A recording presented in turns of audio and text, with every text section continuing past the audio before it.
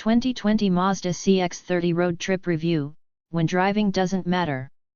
On the open road, our long-term Mazda CX-30 keeps its driver involved.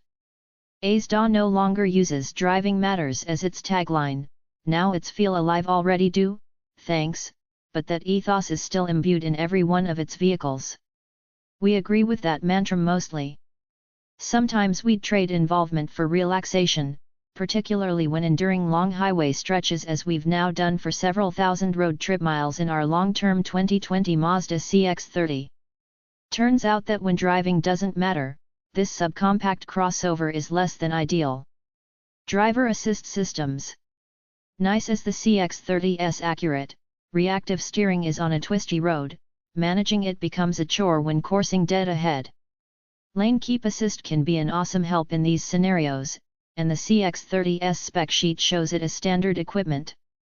But on my recent drive between Los Angeles and San Francisco it did basically nothing, providing such minimal assistance that I checked a few times to see if it was turned on. It was.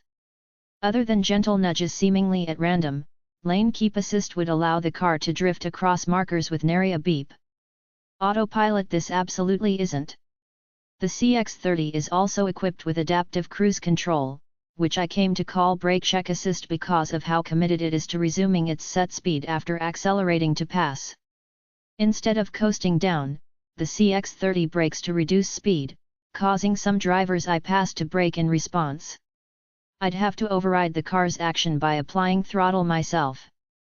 Eventually I started turning adaptive cruise control off when passing, lest other drivers think I had a bone to pick, all involvement that systems like these are intended to negate. At least the blind spot monitors effectively detect vehicles obstructed by the huge D pillars. How far can the CX-30 go on a tank of gas? Our logbook shows that the CX-30 struggles to cover more than 300 miles between fill UPS. I eked out 317 miles at best, but photographer Darren Martin reported refueling every 280 miles or so on his hilly trek from Los Angeles to Oregon. Given its 12-gallon tank, the CX-30's approximately 25 mpg average isn't impressive for a subcompact SUV. Long haulers might find this Mazda's range frustratingly small, but I don't mind stopping to stretch about that often. Thankfully the driver's seat kept my stretch breaks from becoming lengthy vinyasa sessions.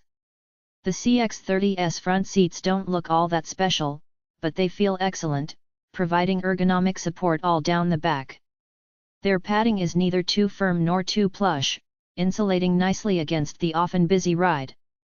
Cushy armrests and a leather-wrapped steering wheel made the CX-30 a nicer place to pass the miles.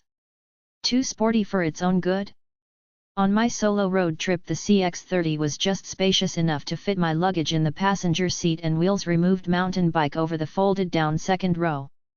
Fortunate that was, as my long weekend concluded with a trail ride in Santa Cruz. Carving toward the coast over forested Highway 17, the CX-30's pep and agility reminded me why driving matters.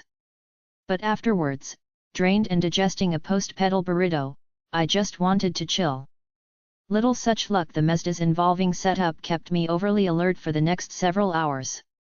Our experience indicates that the CX-30 is better for around-town zipping than long-distance cruising. We'll see if that balance shifts as we pack on more miles.